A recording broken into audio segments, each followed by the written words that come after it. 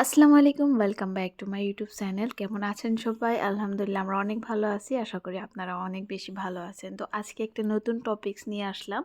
আজকের টপিকসে আছে যেগুলো বাচ্চারা আসলে নেবুলাইজার নিডেড হয়ে গেছে, যাদের নেবুলাইজার ইউজ না করলে যখন কফ হয় তখন অনেক বেশি প্রবলেম হয়ে যায়, শ্বাস প্রশ্বাসের প্রবলেম হয়ে যায়, তখনই কিন্তু ডাক্তার নেবুলাইজার ইউজ করার জন্য আমাদেরকে বলে। তো নেবুলাইজারটা ইউজ আমরা বাড়িতেও করতে পারি বা হসপিটালেও কিন্তু করতে পারি। হসপিটালে এটা অ্যাভেলেবল বেশি থাকে। অনেকেই জানে না যে এটা আমরা কিন্তু বাড়িতেও এই সিস্টেমটা রাখতে পারি। আমরা এই প্রবলেমটা নিয়ে বারবার হসপিটালে যাওয়াটা আমাদের জন্য পসিবল হয়ে ওঠে না। কিন্তু যখন প্রবলেম বেড়ে যায় তখন কিন্তু অনেক বেশি মুশকিল হয়ে যায়। তো এই নেবুলাইজারটা কিন্তু আমরা বাসায় কিনে আমরা এটা অনেক ভালোভাবে ইউজ করতে পারি। তো কিভাবে ইউজ করব সেইগুলো আজকে আপনাদের সাথে শেয়ার করব। ভিডিওটা শেষ পর্যন্ত দেখবেন। তো নেবুলাইজার ইউজ করাটা এইভাবে করতে হয়। এই যে নেবুলাইজারের সাথে একটা মাস্ক থাকে অ্যান্ড সাথে এই যে দেখতেছেন আমি উপরে লেয়ারটা খুলে দিলাম, এখানে ভরাইতে হবে মেডিসিনগুলো। এটা হলো এনএসটা পরিমাণ মতো এটা কিন্তু ডাক্তারে বলেই দেয় কোনটা কোন পরিমাণে দিতে হবে।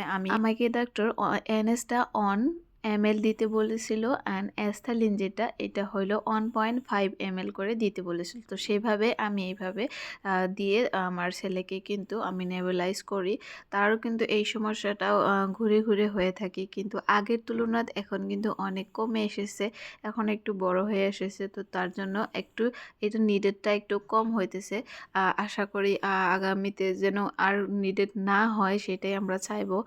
যখন বাচ্চাদেরকে নেবুলাইজ করবেন তখন একটা জিনিস মাথায় রাখবেন, বাচ্চাদেরকে বসে নেবুলাইজ করাটা অনেক বেশি ভালো। 90 ডিগ্রি অ্যাঙ্গেলে থাকলে নেবুলাইজ করলে বেশি ভালো ভাবটা ভিতর থেকে অনেক ভালোভাবে বের হয়। শুয়ে থাকা অবস্থায় নেবুলাইজ করলে কিন্তু ভালোভাবে মেডিসিনটা ভিতরে যাওয়ার সিস্টেমগুলো একটু এলোমেলো হয়ে যায়, কারণ মেডিসিনের যে ভাবটা সেই ভাবটা কিন্তু শুয়ে থাকলে মেশিনে ভালো করে কাজ করে না। তো বসিয়ে কিন্তু নেবুলাইজ করবে। এই যে দেখতেছেন পার্টটা আমি মেশিনের সাথে লাগিয়ে নিলাম, আর এইটা তো প্লাগে লাগিয়ে দিলে কিন্তু এখান থেকে একটা ভাপ বের হবে। সেই ভাপটাই কিন্তু বাচ্চারা নেওয়ার পর তারা অনেক বেশি আরাম পায়। তাদের খাসি ভিতরের যে কফগুলো সেগুলো কিন্তু সম্পূর্ণভাবে কেটে যায়।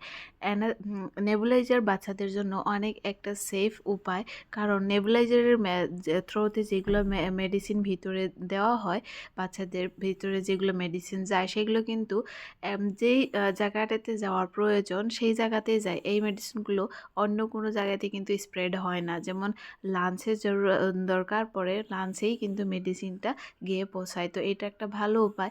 আমরা অন্য মেডিসিনগুলো খাওয়ার পর কিন্তু সেই মেডিসিনটা পুরো বডিতে স্প্রেড করে, কিন্তু নেবুলাইজারের থ্রোতে মেডিসিন যেগুলো দেওয়া হয় সেই ভাবটা কিন্তু একদম গিয়ে কিন্তু লাঞ্চেই পৌঁছায়। তো ভালো একটা কাজ করে।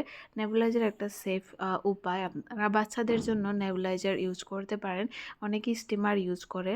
স্টিমার যখন সর্দি বা কফ হয় তখন স্টিমারেও কাজ করে। যখন নাকটা অনেক বেশি ব্লকেজ থাকে তখন স্টিমারে অনেক ভালো কাজ করে, কিন্তু যদি বুকে জাম থাকে তাহলে নেবুলাইজারটাই কিন্তু ইউজ করা বেশি ভালো। যদি এই বিষয়ে কিছু জানার আছে বা আরও কিছু আপনাদের বুঝতে অসুবিধা হয়েছে তাহলে কমেন্টস করে জানাবেন। আজকের জন্য এইটুকুই। ভিডিওটা ভালো লেগে থাকলে আমার চ্যানেলটা সাবস্ক্রাইব করে দিবেন। এই ধরনের আরও অনেকগুলো ভিডিও আপনারা পাবেন।